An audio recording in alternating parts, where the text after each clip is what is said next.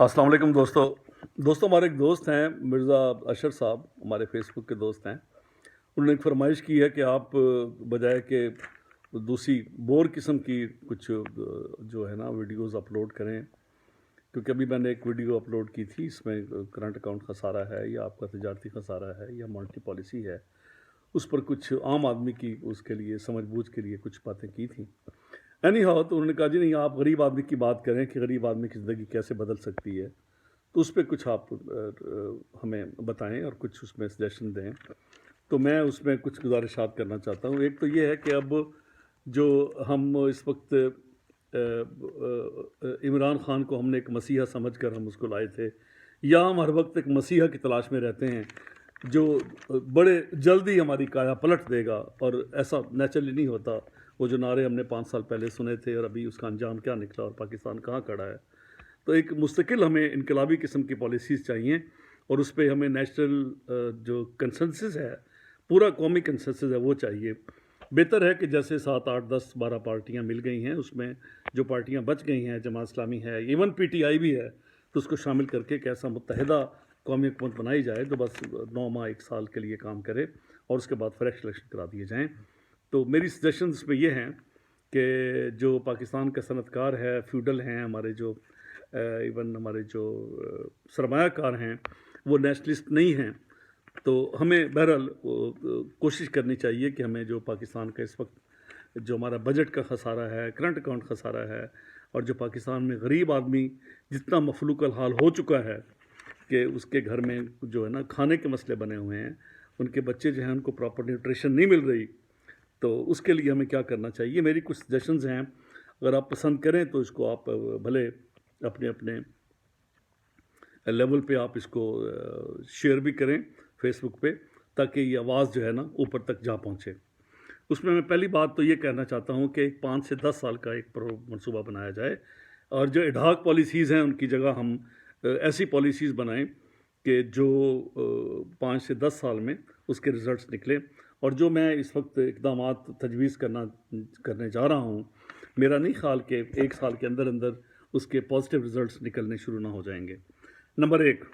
اس میں تو آپ جو آپ کی بجٹ ہے، اس میں آپ جب ٹیکسز لگائیں گے تو آپ ایسٹس ٹیکس بھی لگائیں، کہ جن کے پاس 5 کروڑ سے زائد کا سرمایہ ہے اور 5 کروڑ سے زائد کے ایسٹس ہیں، ان پر آپ ٹیکس لگائیں۔ اور 200 ایکڑ جو ہے وہ نہری، اور 400 ایکڑ جو آپ کی بارانی زمین ہے، اس سے زیادہ اگر آپ کے پاس ملکیت ہے تو وہ یا تو آپ اپنے بچوں میں منتقل کر دیں، بچوں میں صرف،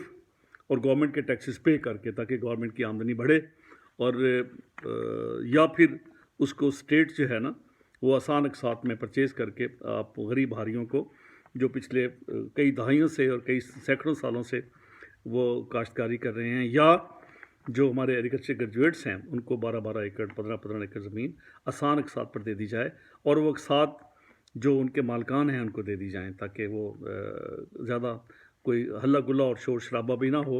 اور سموتھ طریقے سے اس کی ٹرانزیشن ہو جائے۔ گورنمنٹ کے ٹیکسز اور اس کے ریونیوز بھی بڑھیں گے، ایگریکلچر ٹیکس بھی لگایا جائے،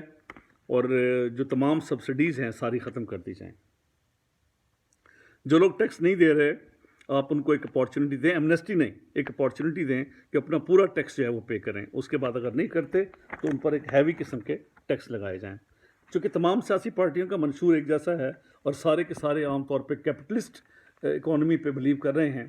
تو اس قسم کے اقدامات میں ان کو شریک کیا جائے، تاکہ وہ اپنی پالیسیز اور اپنا جو ان کا مینیفیسٹو ہے اس کے مطابق ترتیب دیں،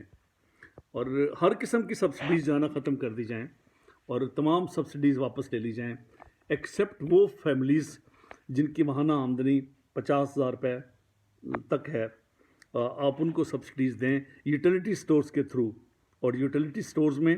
تمام جو اشیاء ضروریات ہیں وہ ان کو مل جانی چاہیے، اور آدھے ریٹ پر۔ اس سلسلے میں تمام ڈیٹا ہمارے پاس دستیاب ہے۔ ہیلتھ کارڈ بھی صرف انہی کو ملے جن کی آمدنی ایک سرٹن اماؤنٹ، 1 لاکھ روپے رکھ لیں یا 60-70 ہزار روپے رکھ لیں ماہانہ، صرف ان کو ہیلتھ کارڈ ملے۔ باقی جو پریویلیج کلاس ہے ان کو ہیلتھ کارڈ دینا جو ہے نا وہ تو ایک مجھے کامیڈی لگتی ہے۔ جو آپ کے 4 کنال تک کے آپ کے پلاٹ ہیں کسی کے پاس ریزیڈینشل، یا زیادہ پلاٹ ہیں، تو باقی 4 کنال سے زیادہ کے پلاٹ یا تو وہ منتقل کر دیں اپنے بچوں کے نام اور بیوی کے نام، اور گورنمنٹ پوری اس پہ ٹیکس کلیکٹ کرے، یا پھر جو گورنمنٹ ہے اس پر ہیوی ٹیکس لگائے تاکہ جو گورنمنٹ کی آمدنی ہے وہ بڑھ جائے. جو 5 مرلے کا گھر ہے اور 100 یونٹ تک بجلی استعمال کر رہے ہیں اس پر کسی قسم کا ٹیکس نہ ہو اور بجلی بہت ہی رعایتی نرخ پر ان کو دی جائے، اور تاکہ عام آدمی جو ہے نا اس کو کچھ ریلیف ملے. ججز، جرنیلز اور جو بیوروکریسی ہے وہ نہ صرف اچھی تنخواہیں لے رہی ہے بلکہ ان کو پینشن بھی مرتے دم تک ان کو پینشن ملتی ہے.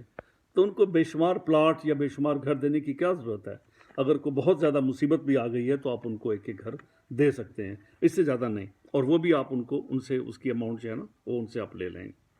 اور یونیورسٹیز میں، خاص طور پہ یونیورسٹیز میں آپ جو ہے نا سیلف فائنانس اسکیم سٹارٹ کریں تاکہ یونیورسٹیز کا جو بجٹ ہے وہ بیلنسڈ ہو اور گورنمنٹ ان پر پیسے کم سے کم خرچ کرے. ہاں، پیسے وہ گورنمنٹ جو ہے ان یونیورسٹیز کے پیسے بچا کے جو ٹیکنیکل ایجوکیشنز ہیں ان پر پیسہ خرچ کرے تاکہ ہم اپنا HR جو ہے وہ ہم ایکسپورٹ کر سکیں، اور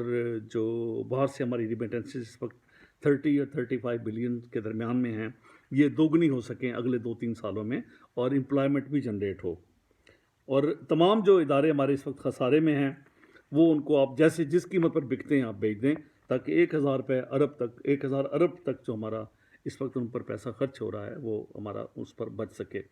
اور 55 سال آپ ریٹائرمنٹ ایج کر دیں، لیکن کسی بھی صورت میں کوئی بہت بھی قابل آدمی ہے تو آپ اس کو 60 سال سے زیادہ کے لیے اس کو سروس کی اجازت نہ دیں، اور ریٹائرمنٹ کی عمر جو ہے نا وہ بالکل آپ کر دیں 55 سال کر دیں، اور یہ انف ہے، کافی ہے. اور موٹر سائیکلوں والے اور جو پبلک ٹرانسپورٹ ہے اس کو سستا کر دیں. موٹر سائیکل کے لیے جو پیٹرول ہے اس کے لیے آپ 30%، 25% پیٹرول پمپ جو ہے نا ہر علاقے میں آپ ان کو مخصوص کر سکتے ہیں کہ صرف وہاں سے وہ پیٹرول اپنی ہاف پرائز پر لے سکتے ہیں. اور باقی تمام جو ٹرانسپورٹ ہے خاص طور پہ گاڑیوں کے لیے، وہ جو ٹرانسپورٹ ہے اس کے لیے آپ جو انٹرنیشنل ہمارے ریٹس ہیں آپ ان پہ اپلائی کریں. یہ نہیں ہو سکتا کہ ڈرائیور بھی اسی قیمت پہ پیٹرول لے رہا اور اس کے پاس جو ایک بڑی گاڑی رکھنے والا آدمی ہے وہ بھی اسی قیمت پہ پیٹرول لے رہا ہو. یہ پاسبل نہیں ہے اور نہ یہ ہونا چاہیے. اور گاڑیوں پر 800 cc تک گاڑیوں پر ٹیکس جو ہے نا اس کو آپ بے شک اسٹینڈ اسٹل رکھیں یا کانسٹنٹ رکھیں، لیکن اس سے اوپر آپ ٹیکس دگنا کر دیں، بالکل دگنا کر دیں، تاکہ وہ جو ہماری سڑکوں پر ایک ازدحام ہے گاڑیوں کا، اگر وہ لانا چاہتا ہے اور انجوائے کرنا چاہتا ہے تو چلائے، پیٹرول کی پرائس بھی پے کرے، اور جو بڑی گاڑی ہے اس کو رکھنے کے لیے جو اس کے جو ٹیکسز ہیں وہ پورا دے. اور جو ٹیکس پورا نہ دے رہا ہو اس کو آپ جو ہے نا ایک موقع دیں، اس کے بعد ان پر ہیوی جرمانے لگائے جائیں تاکہ جو نیشنل ایکسچیکر کا ہمارا بجٹ ہے، ڈیفیسٹ ہے، ہم اس کو پورا کر سکیں. امریکہ، یورپ، سعودی عرب اور جو چائنا ہے اس کے ساتھ تعلقات جو ہے نا بہت اچھے کیے جائیں. یہ ہمارے ٹریڈ پارٹنرز بھی ہیں اور ہماری جو ملٹری سپلائیز ہیں وہ بھی وہاں سے آ رہی ہیں. ان کے ساتھ کسی قسم کے تعلقات میں بگاڑ جو ہے وہ بہت سخت نقصان دہ ہوگا. اور جو قرضے ہیں وہ بھی آپ ڈونر ایجنسیوں سے یا ورلڈ بینک سے، IMF سے آسان شرائط پر لیں اور ان کو پراپر یوٹیلائز کریں تاکہ جو ہماری ترقی کی رفتار ہے وہ تیز سے تیز تر ہو. صدر، وزیر اعلیٰ اور جو گورنرز ہیں اور جو وزیر اعظم ہے ان کا جو سالانہ بجٹ ہے اس کو آپ آدھا کر دیں اور سختی کے ساتھ کاربند ہوں. وہ تمام دورے کمرشل اپنی فلائٹس کے ذریعے ایک سمبولک ایک امپریشن جاتا ہے ڈاؤن دی لیول سب کو، اور یہ تاکہ جو ایک آسٹیریٹی ڈرائیو ہے وہ پورے ملک میں ہم اس کو نافذ کر سکیں. اور دوسرا یہ ہے کہ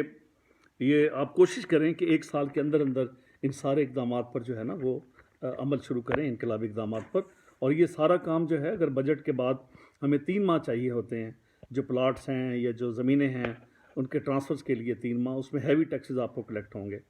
اور جو بنیادی جمہوریتیں ہیں ہماری، جو بیسک ڈیموکریسی نیچے ڈاؤن دی لیول ہے، یونین لیول تک، ولیج لیول تک، ان کو آپ اسٹرینتھن کریں اور اس کے ذریعے سارے ترقیاتی کام ہوں. پارلیمنٹ جو ہے صرف لیجسلیشن کرے اور جو ترقیاتی کام ہیں تاکہ ان پر لوکلی جو ہمارے جو الیکٹڈ لوگ ہیں وہ اس پر نگاہ رکھ سکیں. یہ کچھ گزارشات تھیں. اگر یہ ہمارے وزیر خزانہ ہیں مفتاح اسماعیل صاحب تک پہنچ جائیں